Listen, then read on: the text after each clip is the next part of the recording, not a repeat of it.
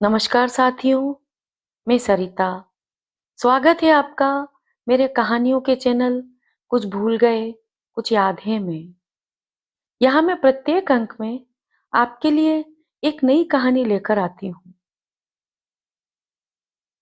जीवन में चीजों की कभी कोई वास्तविक शुरुआत नहीं होती, हालांकि उनके बारे में हमारी कहानियों की हमेशा शुरुआत होती है। आज आप सुनेंगे सुभद्रा कुमारी चौहान की एक लघु कहानी जंबक की डिबिया। आइए सुनते हैं। इस चंबक की डिबिया से मैंने एक मनुष्य का खून जो कर डाला है, इसीलिए मैं इससे डरता हूं। मैं जानता हूं यही चंबक की डिबिया मेरी मौत का कारण होगी। प्रोफेसर साहब ने कहा और कुर्सी पर टिक गए। उसके बाद हम सभी लोगों ने उनसे पूछा, जंबक की डिबिया से मनुष्य की हत्या आखिर हो ही कैसे सकती है? सिगरेट बुझाकर एश ट्रे पर फेंकते हुए प्रोफेसर साहब ने कहा, बात उन दिनों की है जब मैं बीए फाइनल में पढ़ता था। केठानी हमारे घर का पुराना नौकर था, बड़ा मेहनती, बड़ा ईमानदार। महीनों हमारी माँ जब घर से बाहर रहती, वह सारे घर की देखभाल करता। एक दिन का भी कभी उधर से इधर ना हुआ था। एक बार यही बरसात के दिन थे। मेरी छोटी बहन के बदन पर कुछ लाल लाल दाने से उठाए और मैं उसके लिए जंबक की एक डिबिया खरीद लाया। मेरी माँ मशीन के सामने बैठी कपड़े सी रही थी। आसपास बहुत से कपड़े फैले पड़े थे। वहीं मैंने वह डिब्बी खोली, बहन के दानों पर जहां तहां लगाया और डिब्बी बंद करके माँ के हाथ में दे दी। पास ही केठानी खड़ा खड़ा धुले हुए कपड़ों की तह लगा रहा था। जब मैं बहन के दानों पर जंबक लगा चुका, तब केठानी ने उत्सुकता से पूछा, काय भैया, ई से ई सब अच्छो हुई जई है? मैंने कहा, हाँ, खाज, फोड़ा फुंसी, जले कटे सब जगह यह दवा काम आती है। इसके बाद केठानी अपने काम में लग गया और मैं बाहर चला गया। शाम को जब मैं घूम कर लौटा तो देखा घर में एक अजीब प्रकार की चहल पहल है। माँ कह रही थी, बिना देखे किसी को कैसे कुछ कहा जा सकता है?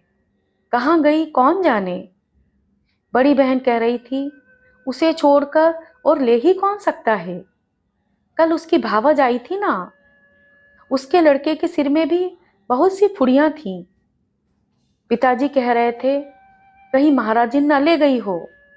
अखिल उससे कह रहा था, यह गोरे होने की दवा है, लड़के भी तो तुम्हारे सीधे नहीं।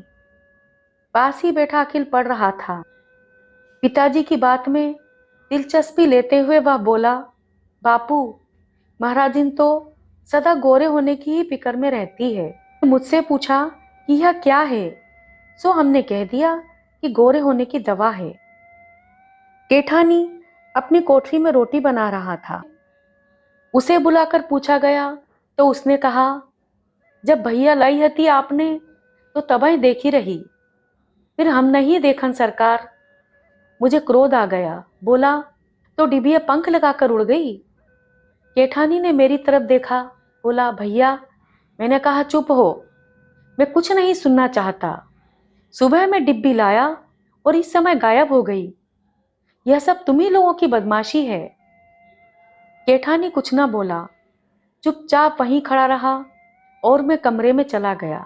मैंने सुना वह माँ से कह रहा था, मालकिन, चल के मोर कोठरी खोली देख लेई, मैं का करी हूँ दवाई लई जाए के, फिर जौन चीज लागी मैं मांगना लई हूँ सरकार से। मैं कोट उतार रहा था, ना जाने मुझे क्यों क्रोध आ गया और मैं कमरे से निकल आया और बोला, चले जाओ अपना हिसाब लेकर, हमें तुम्हारी जरूरत नहीं है। आखिर माँ ने बहुत समझाया, पर हम सब भाई बहन ना माने। और माँ ने केठानी को बहुत रोकना चाहा, पर वह यही कहता रहा, जब तक भैया माफ न कर देंगे, अपने मुंह से मुझसे रहने को ना कहेंगे, मैं ना रहूंगा। और ना मैंने केठानी से रहने को कहा और ना वह रहा। हमारे घर की नौकरी छोड़कर वह चला गया। घर के सब लोगों को वह प्यार करता था। वह गया जरूर, पर वह तन से गया, मन से नहीं। माँ को भी उसका अभाव बहुत खटका, और मुझे तो सबसे ज्यादा उसका अभाव खटका। वह मेरे कमरे की सफाई रखता था, सजाकर रखता था, और फूलों का गुलदस्ता नियम से बनाकर रखता था। मेरी जरूरतें वह बिना बताए समझता था और पूरी करके रखता था। पर जिद्दी स्वभाव के कारण चाहते हुए भी मैं माँ से यह ना कह सका कि केठानी को फिर से बुला लो, जो कि मैं हृदय से चाहता था। एक दिन माँ ने कहा कि केठानी राय साहब के बंगले पर गारा मिट्टी का काम करता है। मैंने सुना, मेरे हृदय को ठेस सी लगी। बूढ़ा आदमी, डगमग पैर, भला वह गारा मिट्टी का काम कैसे कर सकेगा? फिर भी चाहा कि यदि माँ कहे कि केठानी को बुला ही लेती हूँ, तो मैं इस बार जरूर कह दूंगा कि अच्छा बुला लो। पर इस बार माँ ने केवल उसके गारा मिट्टी ढोने की खबर भर दी और केठानी को फिर से नौकर रखने का प्रस्ताव न किया। एक दिन मैं कॉलेज जा रहा था। 40 फुट ऊपर चाली पर चढ़ा वह बूढ़ा केठानी खड़ा काम कर रहा था। मेरी अंतरात्मा ने मुझे काटा। यह सब मेरे कारण है, और मैंने निश्चय कर लिया कि शाम को लौटकर माँ से कहूंगा कि अब केठानी को बुला लो। वह बहुत बूढ़ा और कमजोर हो चुका है। इतनी कड़ी सजा उसे न मिलनी चाहिए। दिन भर मुझे उसका ख्याल बना रहा। शाम जरा जल्दी लौटा। रास्ते पर ही राय साहब का घर था। मजदूरों में विशेष प्रकार की हलचल थी। सुना कि एक मजदूर चाली पर से गिरकर मर गया। पास जाकर देखा, वह केठानी था। मेरा हृदय एक आदमी की हत्या के बोझ से बोझिल हो उठा। घर आकर माँ से सब कुछ कहा।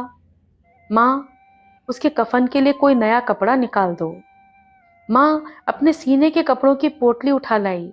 नया कपड़ा निकालने के लिए उन्होंने जो ही पोटली खोली, जंबक की डिबिया खट से गिर पड़ी। आज की कहानी यहीं खत्म होती है। बिना सोचे समझे किसी गरीब और ईमानदार इंसान पर चोरी का झूठा आरोप लगाने से उसकी जिंदगी और आत्मसम्मान पर गहरी ठेस पहुंचती है।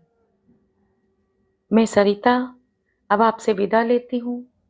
कल फिर मिलूंगी एक नई कहानी के साथ। नमस्कार।